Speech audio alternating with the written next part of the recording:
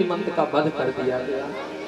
दूसरी संतान, तीसरी संतान, चौथी, पांचवी, छठवीं, 6 संतान तक कंस के द्वारा वध किया गया।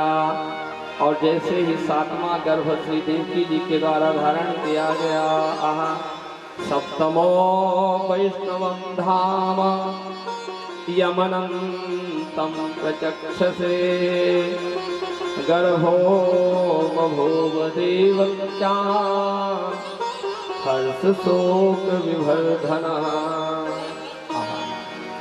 देवकी जी के द्वारा जैसे ही 7वां गर्भ धारण किया गया है तो हर्ष भी है, शोक भी है, प्रसन्नता भी है और कष्ट भी है। प्रसन्नता इस बात की है कि बलदाऊ जी हैं इस गर्भ में, लेकिन शोक इस बात का है कि ये बालक जैसे ही जन्म लेगा तो कंस के द्वारा वध कर दिया जाएगा, मृत्यु कर दिया जाएगा। और ये कौन है? ये शेषव अवतार हैं। लक्ष्मण को लगा कि मैं जब भैया राम थे, मैं छोटा भाई था, भैया हमको डांट दिया करते थे, हर कार्य में मैं चुप रहता था, लेकिन इस बार मैं अब बड़ा बन के जाऊंगा, अब मैं कन्हैया को डांटा करूंगा। तो वही अब बड़े भाई बन के आए हैं बलराम जी। भगवान नारायण को लगा कि 7वें गर्भ को भी, 7वें बालक को भी कंस के द्वारा मार दिया जाएगा। तो भगवान नारायण ने योग माया को बुलवाया है और योग माया से कहा, गच्छ देवी ब्रजम भद्रे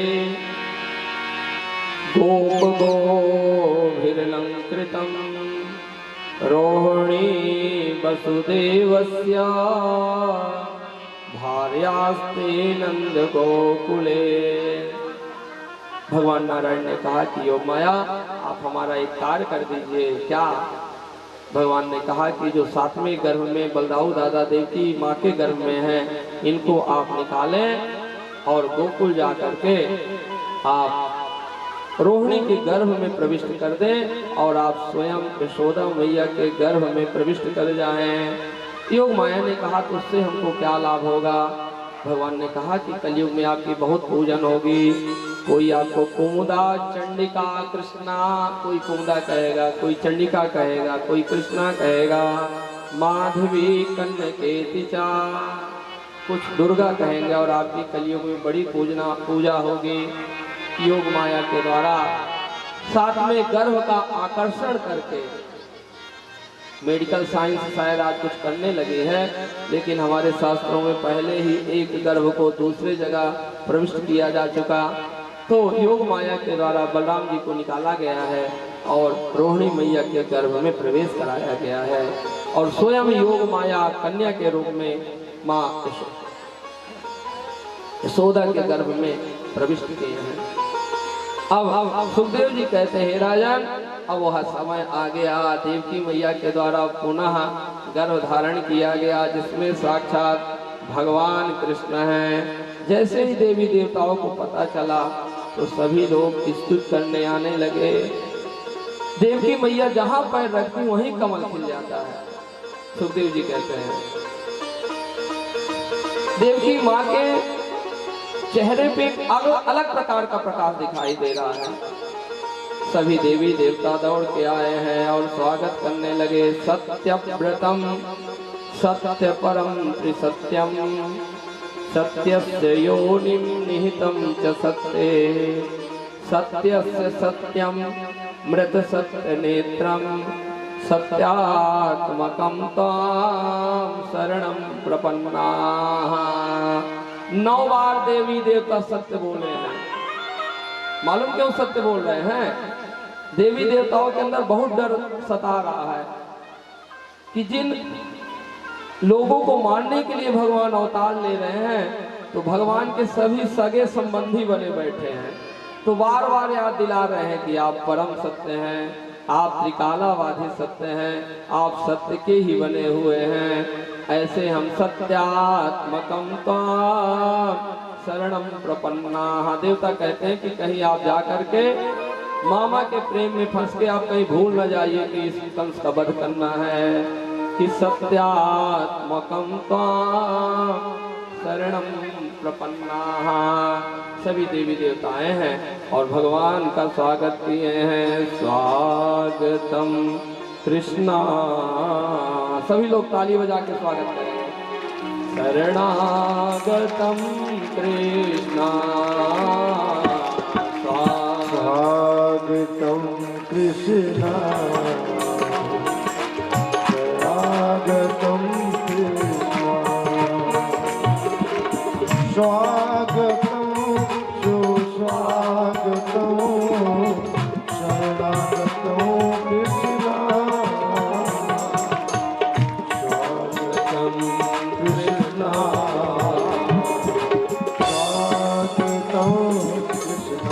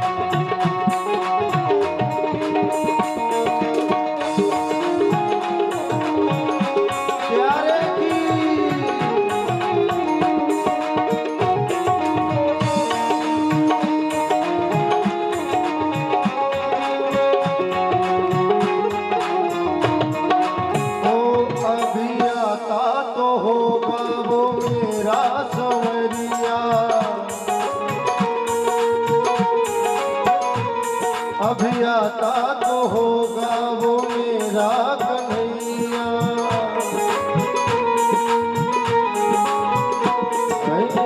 स्वागतम कृष्णा, सुस्वागतम कृष्णा,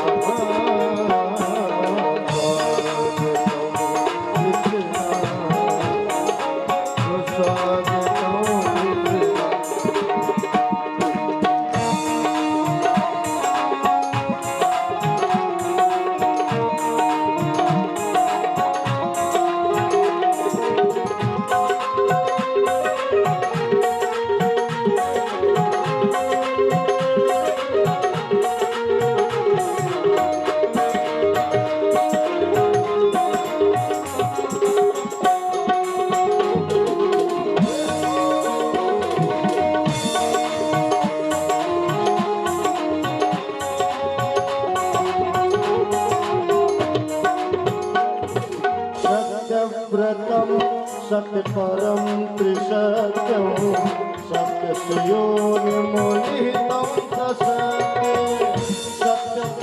सत्यम सत्यज्ञनेत्रं सत्यात्मकं त्वां शरणं प्रपन्ना। सत्यात्मकं त्वां शरणं प्रपन्ना। स्वागतं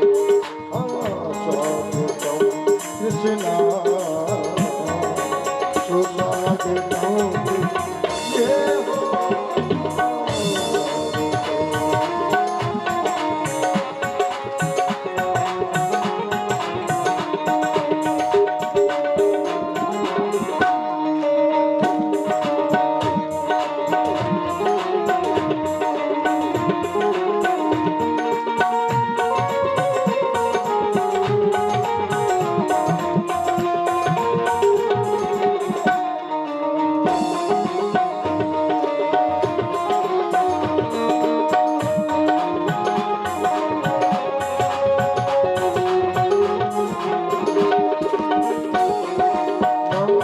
भगवान विष्णु मंगलम करुणध्वज मंगलम पुंडरीकाक्ष मंगलाय तनोहरि।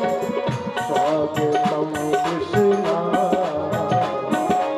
सुस्वागतम कृष्णा, स्वागतम कृष्णा, सुस्वागतम कृष्णा।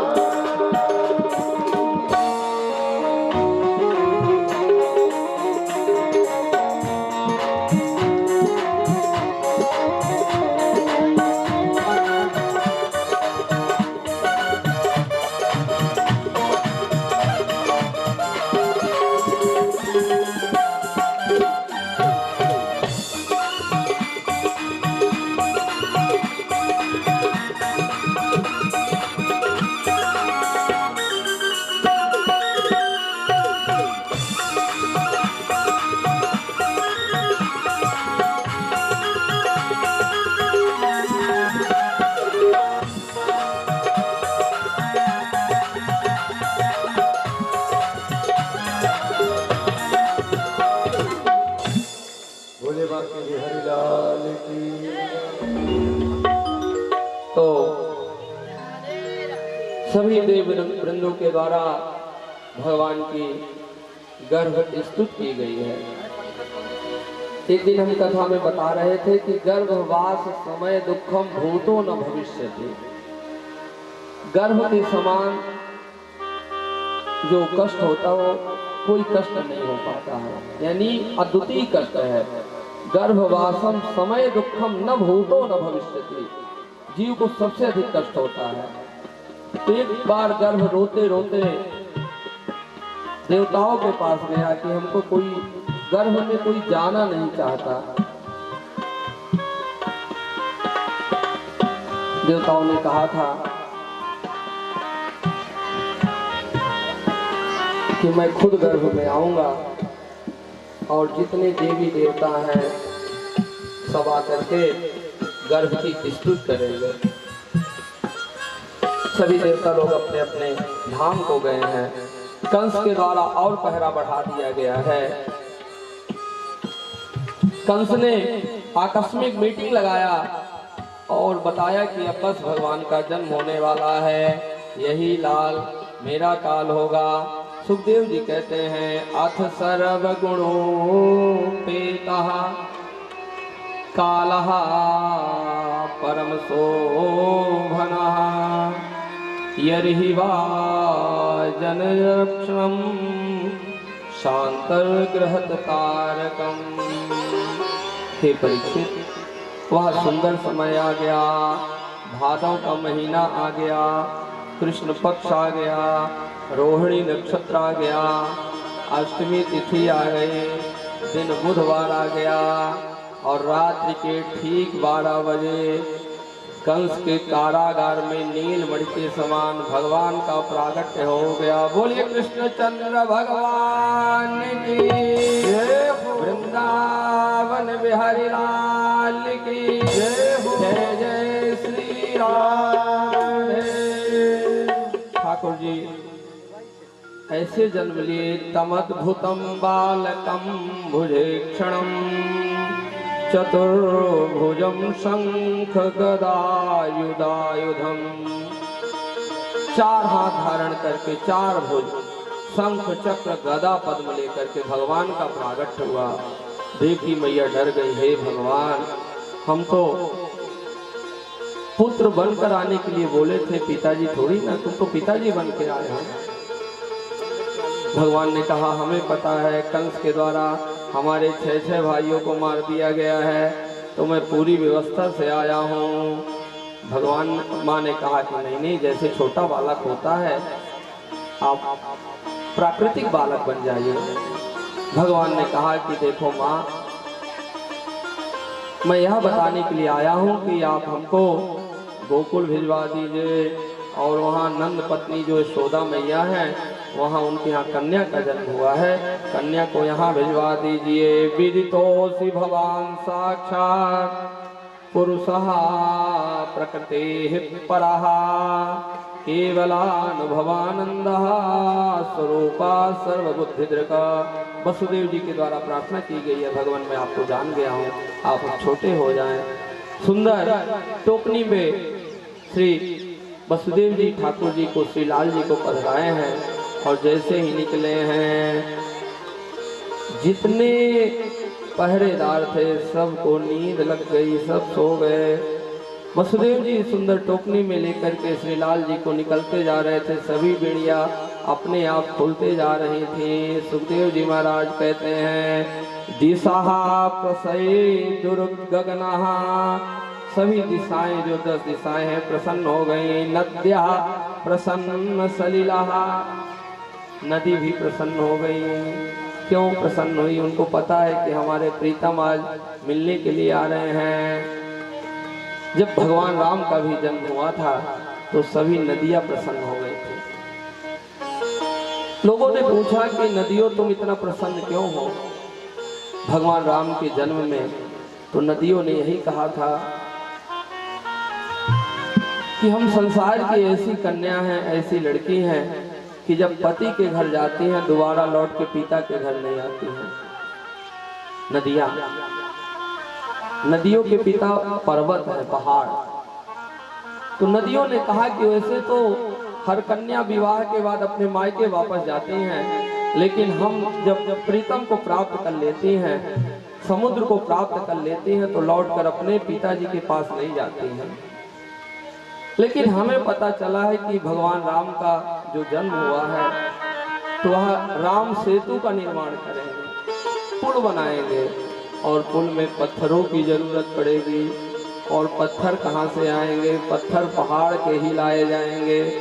और जब पत्थरों को लाया जाएगा तो हमारी भेंट हमारे पिताजी से हो जाएगी। इसलिए नद्यः प्रसन्न सलिला, नदियों का जो जल था प्रसन्न हो गया। नद्यः प्रसन्न सलिला लादा जल लोहा श्रियः दुजालिकुलासन्ना तब कावन राजयः।